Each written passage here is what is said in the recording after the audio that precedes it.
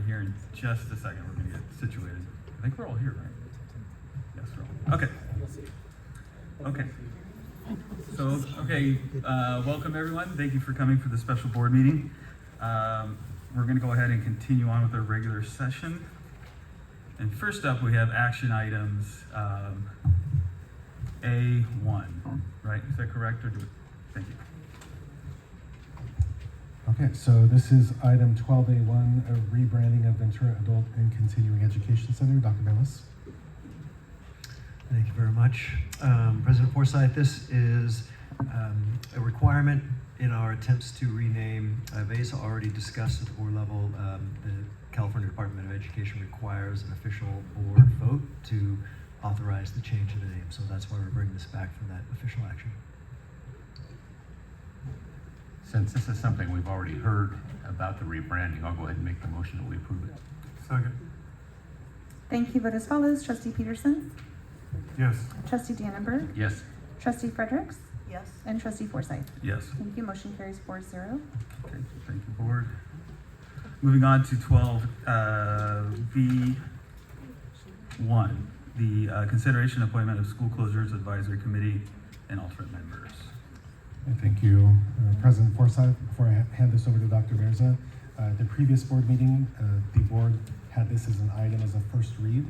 It's coming back as a second read with a couple of changes of things that have occurred since the last time we met. So, Dr. Mirza. Yeah, so good evening, board. So based on the board feedback, what we did was add another column to add all the information available that we had for the applicants that was listed on the application. We also selected you'll see 4 members in each trustee area, and then you'll have 1 member that was outside of the area. That individual works here, and he does have students here. So we left him on, and then we moved the union presidents off, and so they're still there, but they're not part of like the 4 equal members for each trustee area. So that's a total of 23 members total, and then we have 1 alternate from each trustee area. And then if you can also change the 1 person specific. Yeah, so in after that. trustee area 5, there was a withdrawal of application. There was a person that reached out to us and said that they were concerned that they would have had a conflict of interest, and so they withdrew their application. So what we did was move from trustee area 5, we moved the alternate up and selected another member that you see down there, Amy Cochia. And she represents Data in Balboa. She has a master's level education, dual income, parent, guardian, person with expertise. Thank you, Dr. Mirza.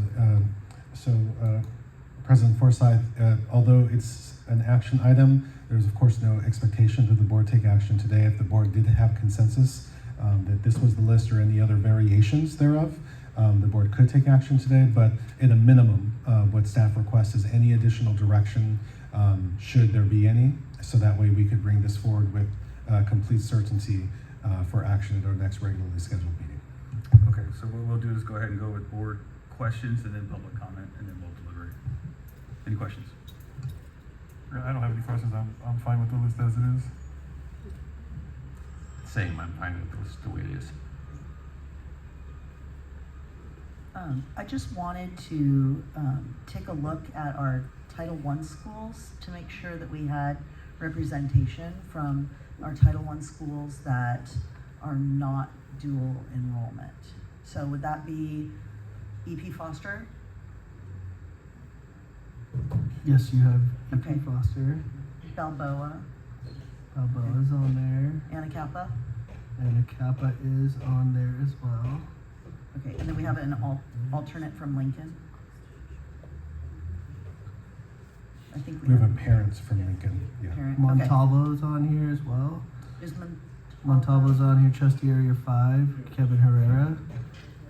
Okay, Ventura I High just wanted to School. make sure that we were getting both dual enrollment schools as well as, I wanted to make sure that we had a good mix for our Title I schools. So, thank you. Okay, any other questions? So we'll go ahead and move on to public comment. Great, thank you.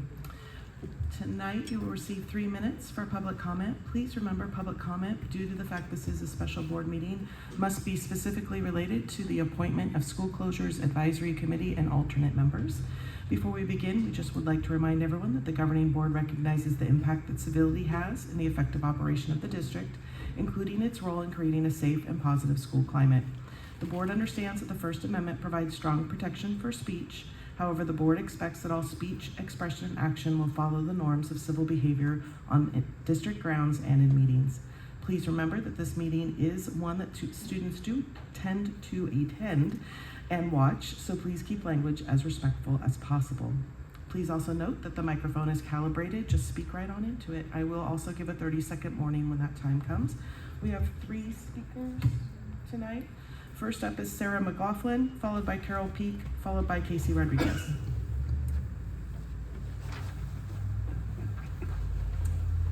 Hello, good evening, everyone. Last year, this board emphasized transparency as a core value. You spoke about the importance of open processes, community voice, and public trust, especially when decisions are as significant and emotional as school closures. Those commitments mattered. They helped reassure staff, families, and students that difficult conversations would be handled openly and fairly. The district provided recommendations to ensure broad representation and credibility. Now, the rest of what I wrote probably won't apply because it seems like you're accepting that. So, just from that, I want to say thank you for accepting those staff recommendations. I think it does provide a real legitimacy to the committee, and it's going to ensure to the community that the process was formed fairly and not selectively. So thank you for the transparency, much appreciated. Next up, Carol Peak. Carol Peak, followed by Casey Rodriguez. Hello. Good evening, Board Trustees, Dr. Castro, Exec Cab. I'm Carol Peak. I'm the proud president of the Ventura Education Support Professional Association. I too was going to speak on the committee. I do want to bring it to your attention, though had some conversations with a few members that were worried about the picking and choosing, that there may be a bias, that there was that perception. So I appreciate the decision that is being made tonight, hopefully, because I think that does clear that up, but I did want to make it clear that there was that perception. And I also am very happy because the importance of having another ESP voice on the committee besides myself is extremely important. So thank you for honoring us and having another ESP on the committee. That's really important. The next few months are going to be really challenging. And the expiration of school closures, layoffs, reductions. I think that the board expressed time and time for transparency, so I appreciate that, because this is the time that we really need transparency. We really need to build trust, because if it was not ever so important as it has been in the past, it really is now. So thank you for your consideration, and thank you for prioritizing our students and honoring our ESPs. Thank you. Last up is Casey Rodriguez, and if Vase could please close the back door, thank you. Hello. As we speak about closure, I ask people to not just look at numbers at each school, but know that each school has a unique spirit and unique talents, no matter how many students they have. Take, for example, Lemon Grove. I'm not sure how the school stands with numbers alone, but I have heard some mention this school as a possible closure. I can testify Lemon Grove is a great school, a school serving elementary and middle school students. I think we have to have a point of, it's supposed to be about the committee on this. I think we're okay, but Anthony, do you want to weigh in? It's related to school closure, so. It's up to the board's pleasure. It seems to be that it's about school closures as opposed to the school closure committee. The board can direct the speaker to make her comments about the school committee and selection as opposed to school closures in general. Okay. So would you be able to frame it in a way I that we can could go keep see. it with the committee in mind? I just want to hope that the committee looks at the numbers and know that there's more than just the numbers that they're looking at. Understood. That's what I was trying to. Thank you, thank you. Thank you. Oh, thank you.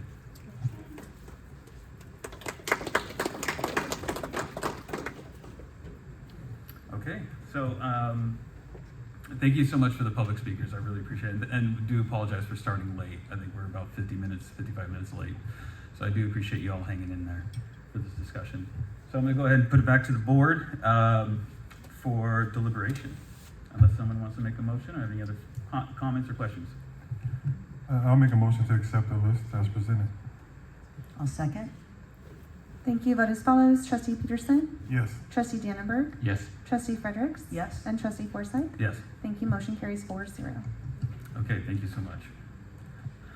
So I do have a statement to issue. I wanted to do that in the beginning, but I know that a lot of folks were here for this particular committee, so I wanted to make sure that we get through this and get it done. But there's 2 points I want to bring up. So that it is Holocaust Remembrance Day today, and I just want to acknowledge that you know we've experienced hardship lately, and I wish to also address that as well. And I think the two are kind of synonymous. As president of Ventura Unified School District Board of Education, I just want to reaffirm the school board's unwavering commitment to safety, dignity, and the well-being of every student and family we serve, as well as our staff members. We are aware of the fear and uncertainty that immigration enforcement activity can create for our students, family, and staff, particularly the communities where many already feel vulnerable. Our schools must remain places of safety, stability, and belonging. Every child deserves to come to school feeling protected. They also come to school feeling valued and supported, regardless of immigration status or background. Offering free and public education, TK through 12th education, to a student, regardless of citizenship status, is required under California law, and we will continue to provide equal access. Ventura Unified's Board of Education remains committed to upholding all state and district policies designed to protect student privacy and to guide our interactions with immigration enforcement.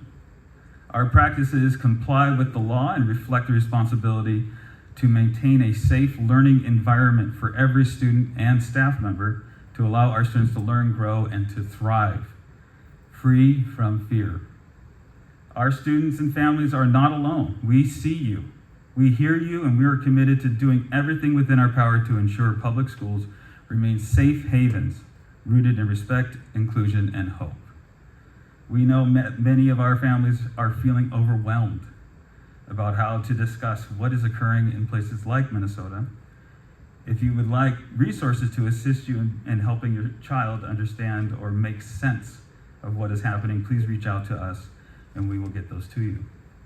Together, we will continue to support our students and one another during these challenging times. Thank you. So, moving right along to our agenda, we're going to go ahead and go to hold on a second. 12B2. James, can I just clarify something? Please. I just want to clarify something that the reason why I said something about the public comment is because people asked me, was this the meeting, because we were talking about the list of the committee, was this the meeting to come advocate for the school? And I have told a couple of people, like, that is not the topic. And so I didn't want to accept the topic when I told at least 10 people that this is not the meeting to do it. So I just wanted to make sure it wasn't anything personal. It was just because I gave out information to other people, and I was just trying to correct that. So, because there's some people I actually like, and it wouldn't have to do with anything personal. It's just that I just want to make it fair for everybody. So when we create the time, we let people know that that's the time. Thank you for that. Okay. Yes, 12B2, thank you. Okay, thank you, President Forsythe. I will ask Anthony Ramos, counsel, to follow up on this issue. The short version, as it is in the abstract, is that earlier this month we received correspondence from the city of Ventura related to a survey that resulted in historical potential designations for some schools. And so, Mr. Ramos, if you would. Yeah, very simple and straightforward. The staff is just requesting that the board provide direction, if they so choose, for us to continue engaging the city in our discussions with regard to the historical designation survey report that they will be reviewing on February 3rd. Okay, board comments, questions? No comment, Jimmy? Just this does have the potential to affect the value of our school sites and our properties, so I think it's very important that we continue discussing with the city and have staff discuss with the city what may be happening. Yeah, I would just add, as in addition, we also want to make sure that they're keenly aware of the fact that we are literally picking our school site advisory closure advisory committee today, and that this is going to be vital information for them to have, and what the timeline is for the city in finding all of these. And I mean, it's, yeah. So please continue the conversation. As Dr. Castro indicated, we just recently found out about this, so that's why we want to have the continued discussions to get those answers. All right, thank you, and I agree. I mean, I value our partnership with the city, and just engaging them on this issue would be important, so. Okay. And this is an action item, so we're requesting action. Move approval. Second. Thank you. Vote as follows. Trustee Peterson? Yes. Trustee Dannenberg? Yes. Trustee Fredericks? Yes? And Trustee Forsythe? Yes, Thank you. Motion carries 4-0. ready, thank you, board. Okay, move along to, let's see, where are we? Oh, conference items, I'm sorry. 13A1, bond implementation plan. Thank you. All right, and before I hand it over to Mr. Hughes, piggybacking on the continued dialogue related to school closures and our progress on that issue, at previous meetings, the board had expressed a desire for us to take a look at our current bond implementation plan and see what adjustments, if any, could be made to accommodate the schedule. And so I want to thank Ryan and Hassan for the conversations on this issue, and turn it over to Ryan Hughes. Thank you. Good evening, board. Good evening, Exec Cab. Hope everyone's doing well. As Dr. Castro just stated, in light of the conversations regarding potential school closures, the Measure E bond team is requesting clarity and direction from the upcoming bond projects. We want to still remain fiscally responsible for future capital improvement projects during school closure process. Some considerations to make. We're currently working 1 to 2, even 3 years out on current projects. So, the decisions we make tonight will impact the future of the bond and how we kind of pivot and react. We will continue to accrue soft costs for designs, geotechnical testing, and DSA fees. Those unfortunately won't go away. And then early material purchases for playgrounds and roofings are also considerations.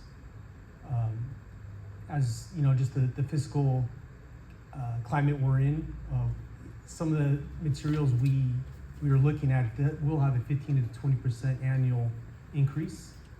More importantly, in roofing materials, we saw that increase last year to this year.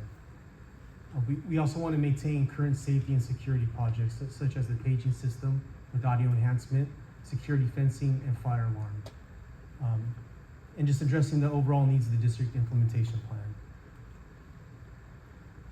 So as we go through the slides, they're not very many, but there's a lot of dialogue. So any questions as we progress, just feel free to pepper them at me, and I'll answer them the best as I can. So this is our current status of our 2026 projects.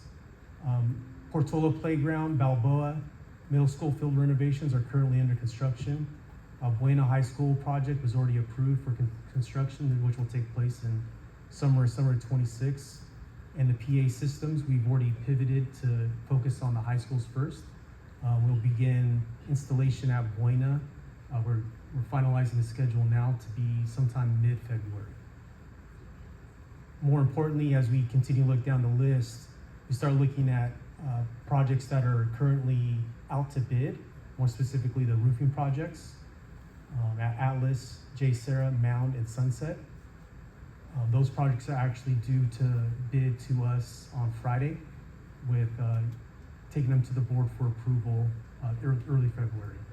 We intentionally held back the material procurement for these projects to gauge how we're going to pivot tonight. We didn't want to present something to you where we didn't know what action we're taking. And then the playgrounds, same thing. We're finalizing design on the playgrounds at Sheridan, EP Foster, as well as Sunset.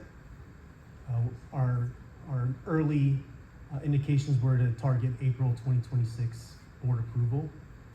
And then HVAC, currently we're experiencing a 2-month delay at DSA. So we don't have plans back from DSA quite yet. So regardless of the school closure conversation, we would most likely put a delay on those projects anyways due to the DSA delay. In comparison, if we look at year over year, we actually submitted plans to DSA May and June of last year, and we still don't have plans yet. So they are experiencing a heavy load due to a big code change. So they let us know we would be experiencing a 2-month delay, and they weren't lying. So some other projects we're looking at, Anacapa and Ventura High School Stadium, both of those are in DSA approval as well. Any questions so far? I think we could further explain. So your plan for this summer was to do what projects? All of these projects, an exception to Anacapa and Ventura. Okay. Ventura, we're targeting December of 2026. In Anacapa, we were targeting summer of 2026, but again, DSA approval is... So based on the discussion that the board was having about going through the school closure process, you're recommending that we're recommending that we pause on the roofing projects at Atlas, J. Sarah, Mound, and Sunset. And Sheridan Way Playground, what's unique about that? We already have the equipment purchased and it's sitting here at the ESC. And so that maybe is a conversation that we could have as well as... Yes, absolutely. I appreciate that. Thank you, Dr. Mirza. Mr. Hughes, if you could just share, the board is really familiar with some of the nuances related to once playground equipment is installed. Yep. But given that this playground equipment isn't installed, what are some of the options that we have going forward? Yeah, so kind of the background on all of our projects is we do a survey for staff, parents, students, and community. So they kind of give us direction of what playground to design. But that doesn't mean that playground can't go to another site. So currently we try to beat a price increase. So we procured Sheridan Way playground equipment early, and it's currently sitting in our parking lot now, anticipating a summer 2026 project.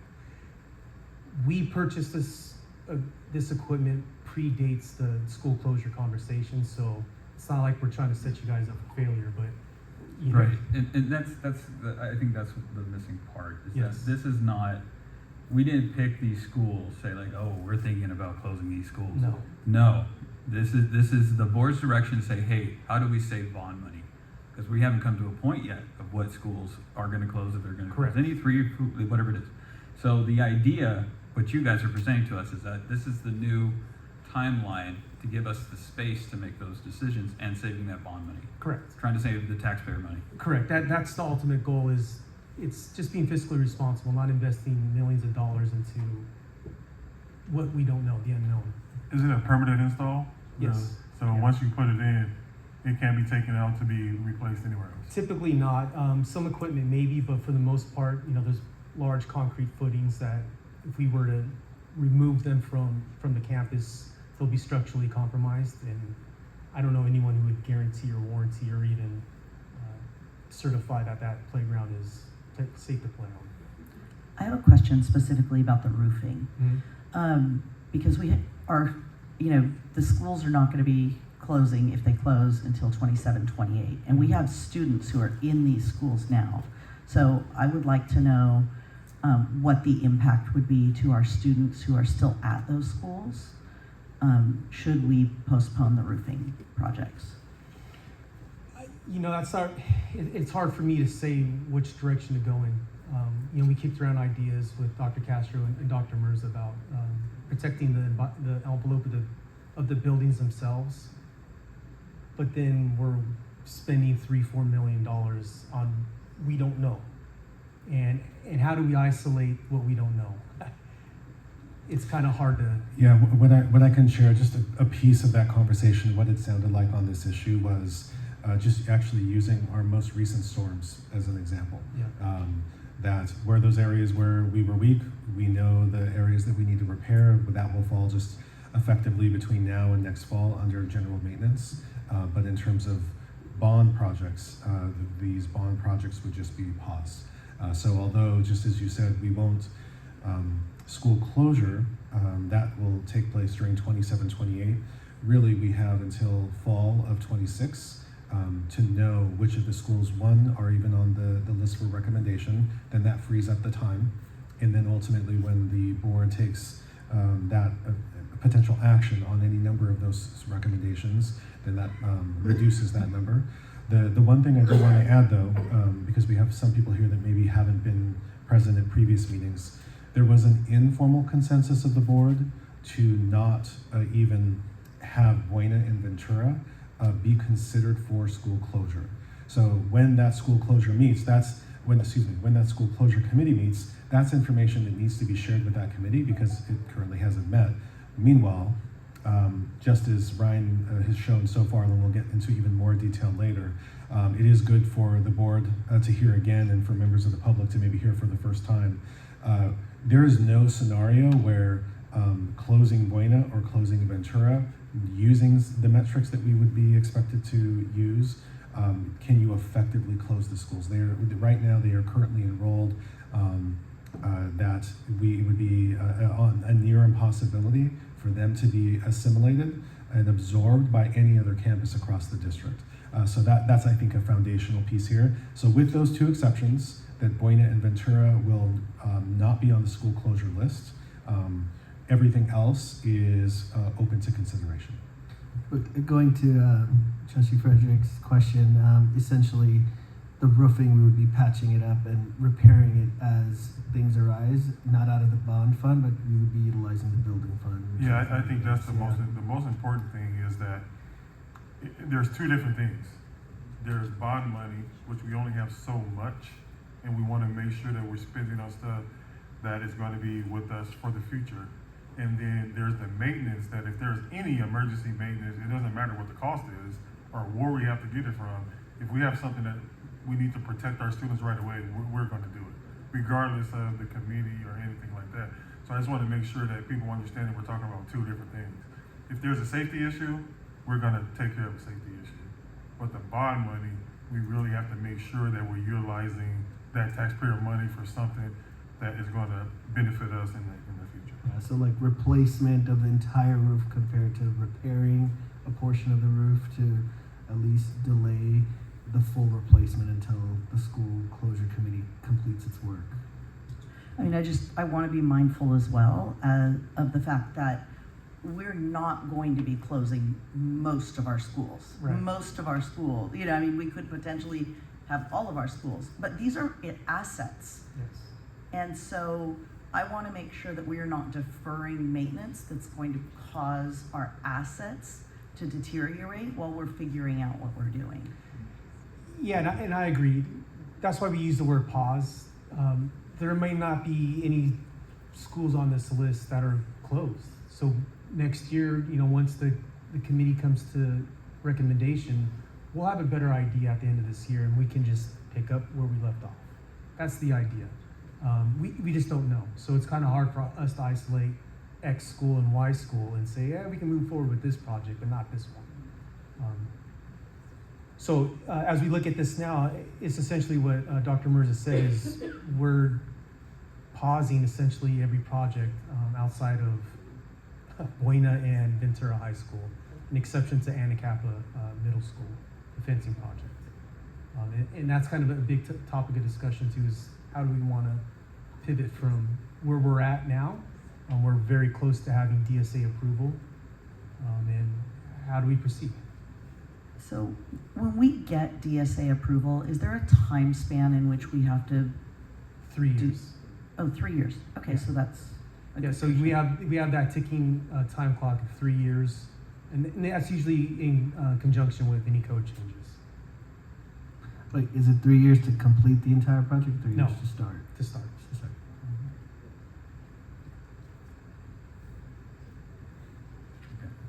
Go ahead. So these are projects that are currently under design, and we give a quick project status or description, current status, and projected timeline, just to illustrate, how far we're out in design with some of these projects. We're not necessarily saying we should pause on any of these, but just to kind of portray how far out we're looking. And that goes back to our last slide of, like HVAC, for example, even the playgrounds. We were working on these late 2025, late 2024, early 2025. So it just kind of illustrates we're planning multitudes of years in advance. This is where I began with the soft cost. Majority of these projects will have soft costs for architectural fees, which we've already contracted with the architect with. So if we isolate certain projects where we want to put a pause on design, we can, or we continue with design and absorb those costs for future. And just to clarify that, things that are on this list in general, we are not recommended we pause on them, that we continue to make progress on them. But however, given that these come to the board at intervals, if there becomes a concern with the cost associated with that at that time with that project, the board obviously has the opportunity to give the staff different direction. But given, just as Ryan said, these are looking way out into 27 and 28. These are design costs at this time, and at some point, just as was previously stated, most of these schools are needing this process. So again, we are not recommending a pause in this area right now. Ryan, how long does design take? Like a year? Would you say a year? Minimum a year. And the cost associated average about $200,000-300,000. Yeah, the typical architectural cost is 10% of the project value. So if it's a $2 million project, they're getting $200,000, which. And it looks like these dates are going to be far off enough so that we can have more information at that time. And like you said, because it's going to come to us anyway, so we feel that it might be something that we got information or we got communication from the committee, then we can act at that time. But especially the fencing projects, because I went to the Cabrillo fencing meeting, and we get so much good information from people that it prolongs, because sometimes those parents or those staff members come up with things that we didn't even think about because they're there every day, and we just see a map, and so you can probably take some of this 27 and put it to 28 because we get so many good ideas when we have those town hall meetings, which I thought was beneficial, and I thought you did a great job. Appreciate it. And it's important that we get that information, because I heard some things like, wow, I drive to the school every day dropping off, and I didn't even think about that. So. Yeah, not to get away from this conversation, but it was a productive meeting. I agree. Okay. So And just to piggyback on that really quick, I know it's sort of a tangential, but yeah, it's one of those things where you've never said to a contractor, like, slow down your role, but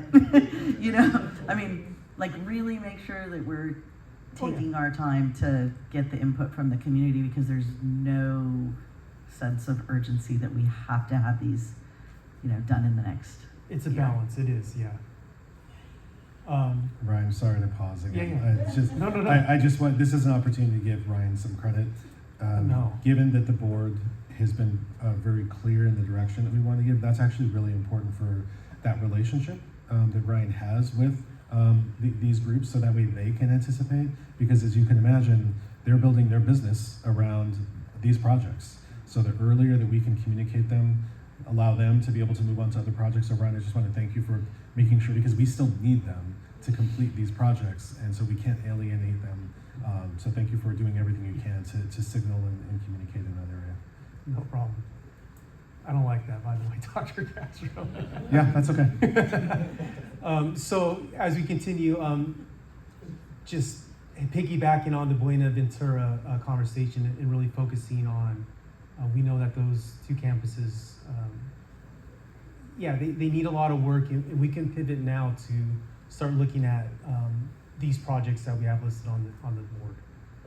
So, when at the admin HVAC, we were projected to do that several years down the road. We can start design on that now. So just examples, pool replacement, we can start that process now, because we got to do something, right? We got to still remain productive. We got to make sure that we can focus on projects that we know are going to get approved. Unfortunately, a lot of these projects do require a lot of planning, but we just start now in lieu of the conversation with school closures. So I don't know how much more to add, but we just wanted to bring something to your guys' attention, spark conversation, receive some dialogue back on thoughts, how to proceed, and this might totally be wrong, might totally be right, but. No, I really appreciate it. It's one of the concerns that is constantly spinning in my head is the amount, and I started on the bond committee before I was a trustee, and so it was like, yay, let's get these projects going, and it's so amazing, and it is still so amazing, and I mean, like we say, most of these projects will still be done through the bond. I really appreciate your ability to pivot so that we can kind of stop any potential hemorrhaging of bond dollars. In a perfect world, we would have had the school closure conversation prior to the bond. But I really appreciate you taking our concerns and creating a path that we can still continue making the improvements that our schools need while not hemorrhaging money into schools that could potentially be closed. Thank you. And thank you so much. I appreciate you going the extra length to provide this for us. And I think just for the public's understanding that we are reprioritizing because we need to save as much money as we can in this bond. If you could recall, back when we actually had Measure E out, we have roughly $1 billion. There's probably more now of deferred things that we need to do for our campuses. So we only got less than half the money to do that. So we have to pinch our pennies and make sure that we're applying each penny to each site and without as much waste as we can. Okay, any other questions? Okay, thank you. Okay. Yeah, this is not an action item, so we just seeking for consensus that we're going to shift towards the high school. Okay. I appreciate the move If I can toward get some more- focusing on the high schools. Yeah, no problem. Some more clarity. We do have roofing projects bidding Friday. It's kind of too late to put the brakes on the contractor's bidding. So how do we proceed with that? We were initially going to present those projects to be recommended for approval on the February 10th, which we still can, and you guys just reject the bids. I have a recommendation. I think, in my opinion, is let Ryan do his job the same way he do his job, and when it comes to us, and as a board, we'll make a decision on what we want to go for there, because we also have to remember any decision that we made, even though we have no idea what school is going to be closed, any decisions that we make to do something to a school, somebody in the public can read into, then that one's not, or that one. So I think it's something that a discussion that the board's going to have is how we approach things going forward, because it's new, and any decision that we make to say, oh yeah, go ahead and do this project or don't do this project, might be sending the wrong signal. And so I think we need to have a meeting between us and decide on how we're going to do that. So you do your job the way you do you. Well, and just a reminder too, long time ago, part of the justification for which roofs were replaced first was based on need. So we'll meet, and my understanding is we probably need to replace these roofs. So we'll thank you for your guidance. Okay, I think you have consensus. So moving on to our governor's proposed budget update. And it was Shannon and myself who attended, Dr. Castro and our exec staff and our wonderful association presidents back there. Thank you for coming. Okay, back to you. Well BUSD was well represented there. It was great. I don't have any intro. Dr. Mirza, go ahead. Yeah, okay. Good evening, board. So I'm going to try to highlight the governor's proposed budget. Keyword proposed. It still has to go through legislation and be adopted. So I would call it a wish list from the governor, and the implication it has onto our budget. And so essentially, we're getting a 2.41 proposed COLA for this upcoming fiscal year 26-27, and it'll apply to several different programs that are highlighted here. And on top of that, there's a small footnote on the bottom. The governor's budget also indicated an increase of special education funding per pupil, to increase it to 999 ADAs. Currently we get about 917, so that's an $82 per increase. Multiply that by 13,500 total ADA, that's increase of 1.1 million starting in fiscal year 26-27 and ongoing. So it'll be an increase every year after that. If I may, Dr. Mirza, these numbers reflect the whole state budget. These aren't just coming to us. So I think the public needs to know that if they're looking at these numbers. Of how, yes. So this is a state, but I'm giving you a look of, for the special education, that is for our budget. And so it'll be a $1.1 million increase every year ongoing. The COLA is 2.41, but what school services failed to tell us that our adopted budget and first interim budget all had higher COLAs, right? So even though we're getting a 2.41, you'll see in a couple later slides that it's actually a decrease to our revenue.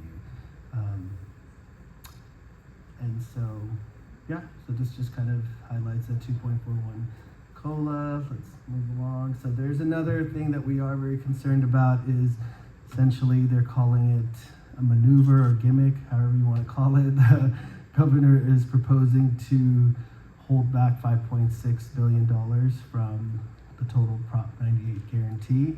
And so how that translates to us right now, we are unsure of what that essentially means is we get about $185 million of LCFF funding through Prop 98.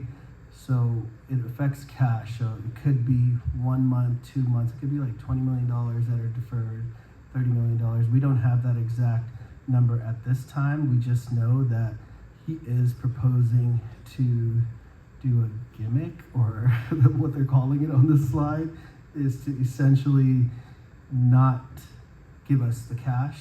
And the problem with this is there's no guarantee that we would ever get it back. So in previous deferrals, they would say, yeah, we'll take it, but then we'll give it to you 6 months later, a year later. With this, they could take it and never give it back, and then we'll never be whole. So that is a huge concern. And what that would translate to us, once we get the exact amount of how that impacts us, I'll let you know. That'll be closer to May revised when we get that update. So we'll know definitely have a better idea by budget adoption of what that deferral looks like.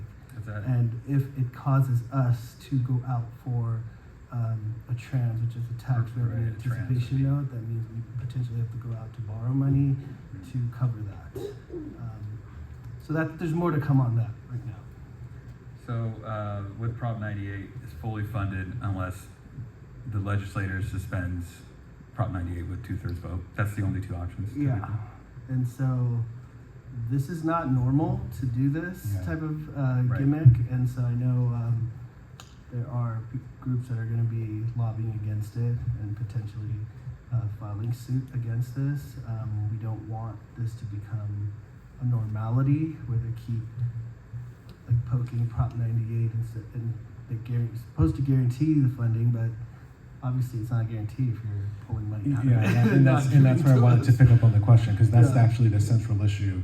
We know that CSBA is working through the courts on this issue. That's why in the second bullet point it says probably unconstitutional, because you're right. Typically the legislature would actually have to approve that if there were a deviation from what we're statutorily guaranteed.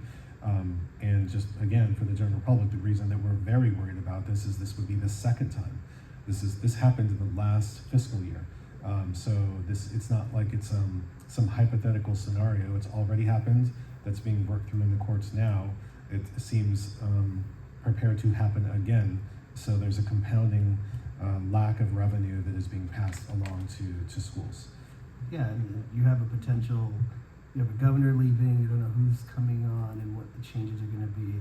We just don't want this money to get lost in the process here. Well, and one of the points I thought was most interesting was when they said there is actually a process that is built into Prop 98, and they're subverting the process which would guarantee us the funds to be reimbursed. And so that, for me, was one of the key factors that, you know, if this is money that needs to be diverted elsewhere, it needs to go through the proper channels so that we're guaranteed the reimbursement down the road. So more to come on this. Hopefully this doesn't come to fruition. Okay, so COLA. So the governor's budget proposed 2.41%. It's lower than what we had projected in our first interim and second interim or first interim budget. And so it looks like the difference would be a 1.1 million loss in fiscal year 26-27, $1.79 million loss in the out year, because you're going from, so let me read you the first interim COLAs, which we had in our budget was 3.02% for 26-27, 27-28 we had 3.42%, and 28-29 we had 3.31%. The governor's budget projects a 2.41% in 26-27, 3.06 in 27-28, and 3.34 in 28-29. And so overall, it's that's the loss in revenue that we would see year after year. And just, as a reminder, part of the frustration is that we're effectively obligated to use the COLAs that are put into our LCFF calculator. We can't arbitrarily just select, well, we think that COLA isn't going to materialize, so we're going to underfund what that looks like in the out years. So, well, because the timing, this is a proposal, right? As it goes through legislation, it could be lower or higher. That's why this is for this adopted budget upcoming year. But even at adopted budget, just as the previous adopted budgets proposed higher COLAs, we have to presume that COLA is higher and build our budget around it, even though we, for all intents and purposes, have a belief system around the fact that COLA will never materialize. Yeah, But we're obligated to use that state COLA. budget gets approved after our budget. So the first time you get to see the change is the first interim. And so essentially this is what I was saying. The impacts to the USD are exactly this. Those are the COLAs in the first line. Those are the revenues for LCFF from first interim, what we have in our budget currently. And that's the governor's COLAs and the governor's budget, and then the line where it says difference gives you the reduction of our revenue year to year. And then we calculate out the one-time funds that were proposed in the governor's proposal, which is the student block grant estimate of $6.9 million for our district one time, and it's in the column of fiscal year 26-27. Then you have the LREVG final payment, supposedly, of $1.75 million. So that comes out to $8.6 million in total that the governor is proposing in his 26-27 budget, along with that special education increase that I mentioned earlier.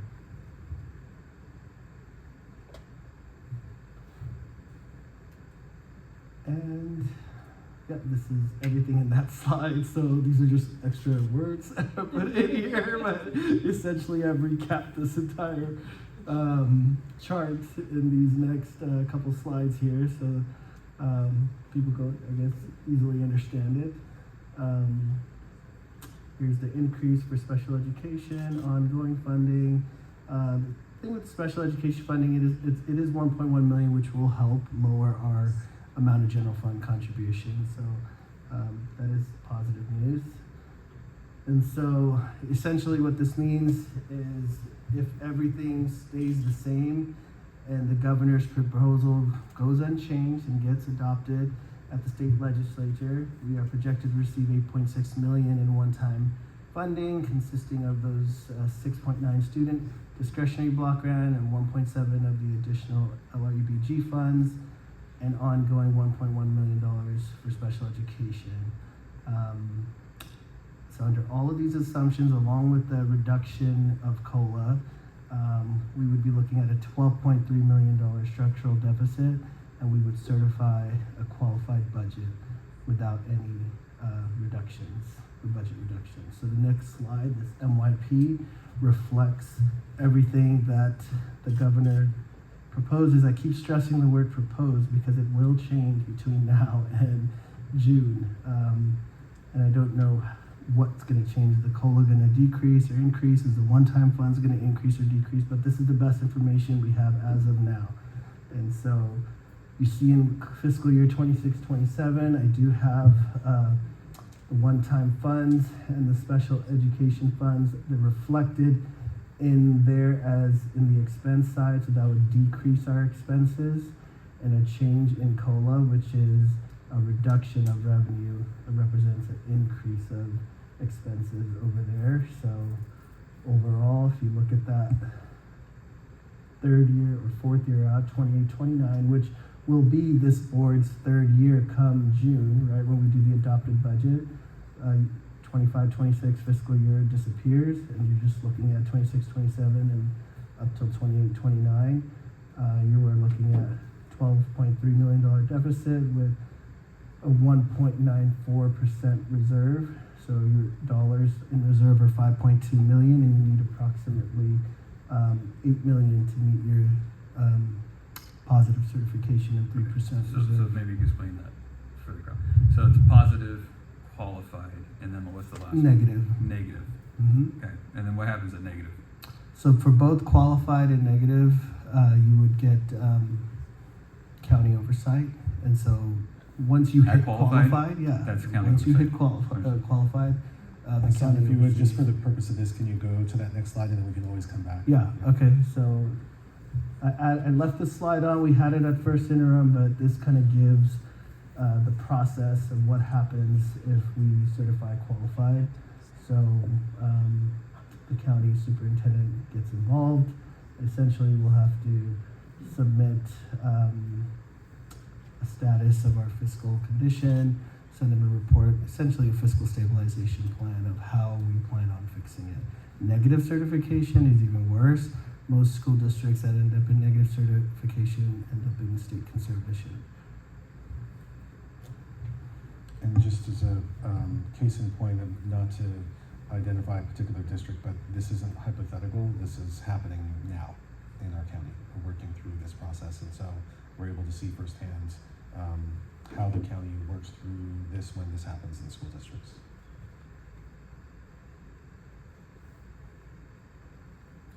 And so, yeah, I mean, unless you guys have any additional questions, that's if everything goes as planned in the governor's budget, that's what our fiscal outlook would be, without any reductions.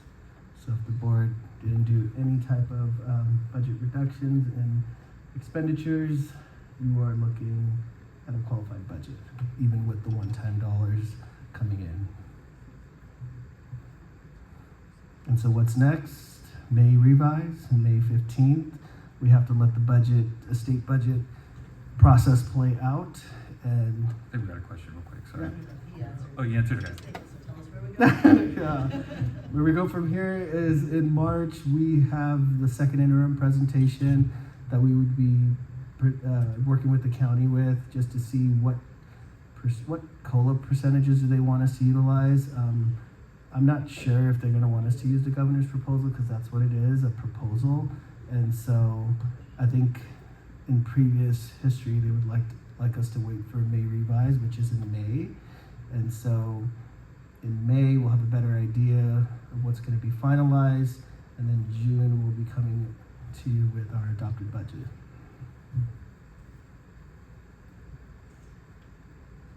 Alrighty, any questions from the board? No? Okay, no public comment, so thank you so much, appreciate it. Please thank your team as well, thank you for bringing that to us. Okay, so we're gonna move on to the consent calendar. If anything, there's nothing, there's just minutes. So if anybody wants to make a motion. I move to accept the regular board meeting minutes. Second. Thank you. Vote as follows. Trustee Peterson? Yes. Trustee Dannenberg? Yes. Trustee Fredericks? Yes. And Trustee Forsythe? Yes. Thank you. Motion carries 4-0. Alrighty, if there's nothing else, then we'll go ahead and move for an adjournment. Move to adjourn? Second? Thank you. Vote as follows. Trustee Peterson? Yes. Trustee Dannenberg? Yes. Trustee Fredericks? Yes. And Trustee Forsythe? Yes. Thank you. Motion carries 4-0. Hey, thank you so much. Thank you everybody for coming. I appreciate it. Thank you.